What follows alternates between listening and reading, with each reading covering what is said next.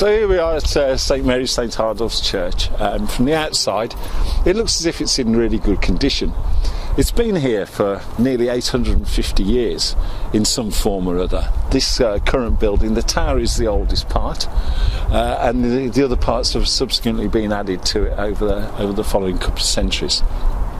As I said, from here it looks like it's in good condition. However, if we go a little bit closer, I shall point out some of the things that need addressing under the quinquennial. So here we are at the south wall, and as you can see from here, this particular stone here, the erosion that's happened over the years, it's cut quite deeply into the stone itself.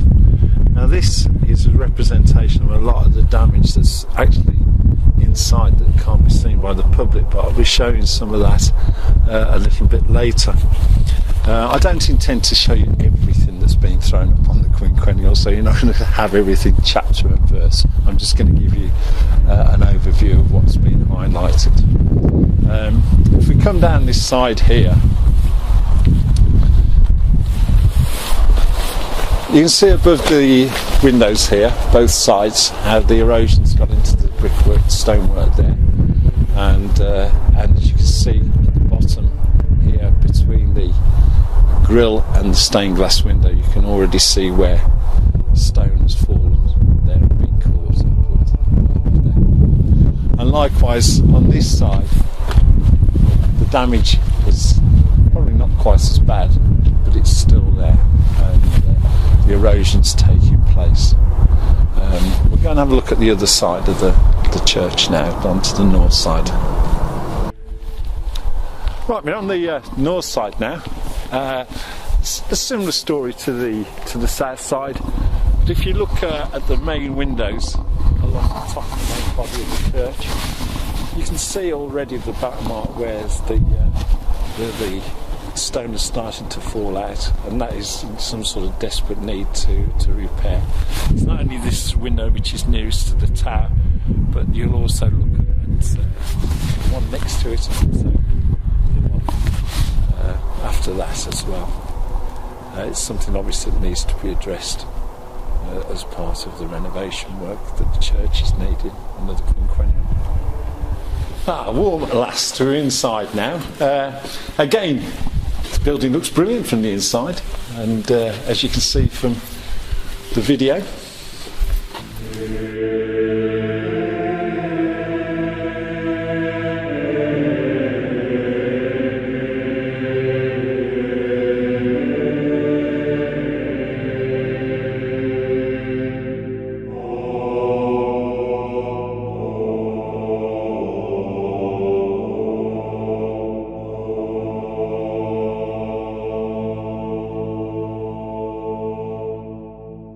the one problem we do have on the inside is this damp on the north wall.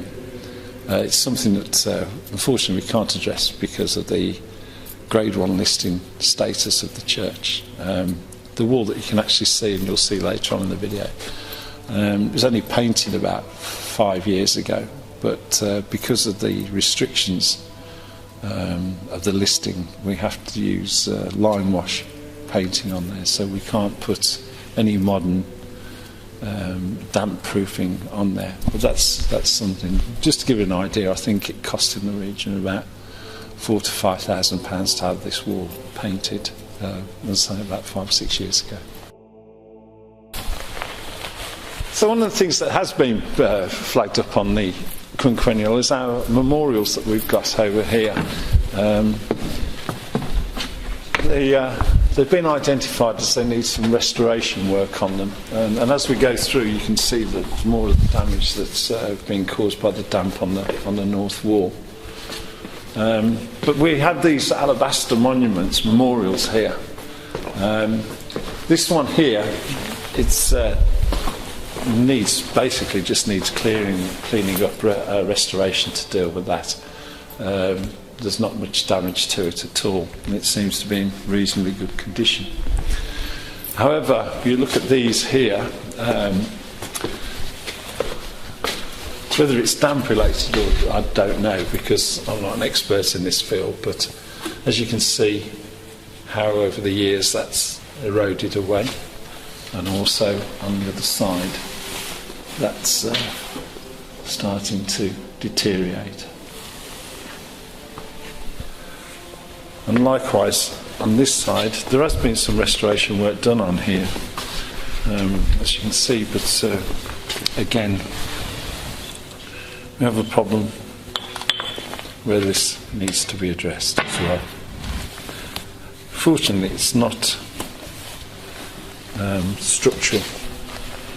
You've seen the public parts of the church outside and inside. Now let's venture into the parts of the church that the general public don't normally go to, i.e. the tower and the ringing chamber. So off we go now.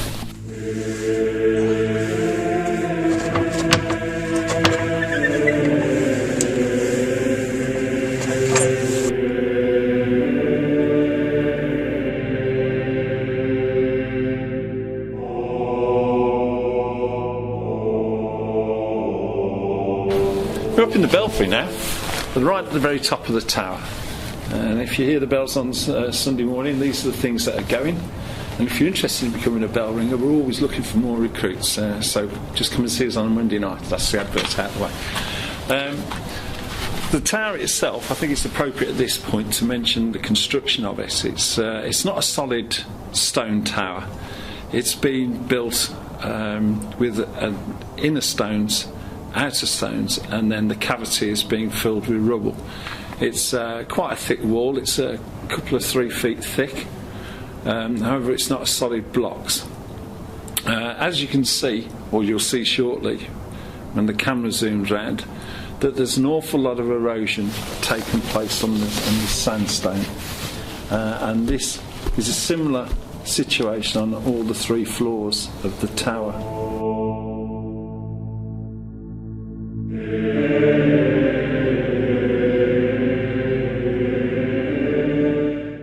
Likewise, the beams and the ceiling, as you can see, or you'll be able to see shortly, they're also suffering and will need some attention sometime soon. Don't know exactly when, but as you can see, they're quite weathered. Whilst we're up here, I thought I'd take the opportunity to talk about bell number 4 that we've got. It's over there on the right hand side, second one in. That bell was actually cast in 1604. Now, and you think it's been ringing up here for over 400 years. But the thing that made me realise just how long it had been ringing was that last year they celebrated the 400th anniversary of the death of Shakespeare, 1616. And if you think about it, that bell had been ringing for 12 years in this tower prior to Shakespeare's death. And to me, I just find that's incredible. It just emphasises just how old the building is, and also the things within it, and just emphasises it all to me. It's amazing. Floor below the bells. Unfortunately, we're not allowed to do this anymore.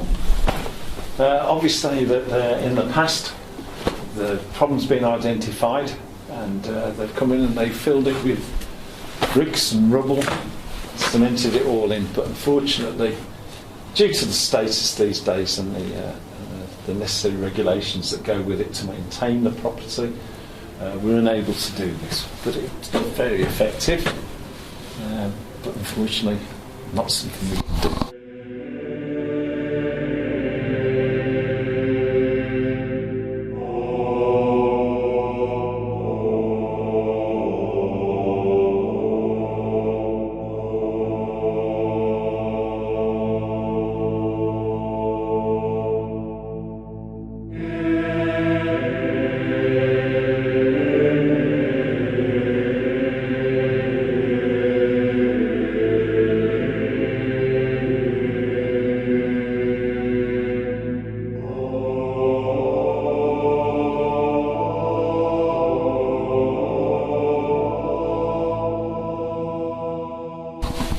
On the way down now, just thought I'd point out this crack here that's obviously needs addressing, and also just the stone up there, which just goes back a long way, actually supporting one of the steps on the spiral staircase.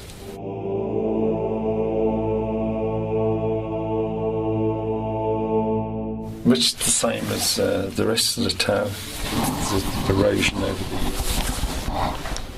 The ringing chamber.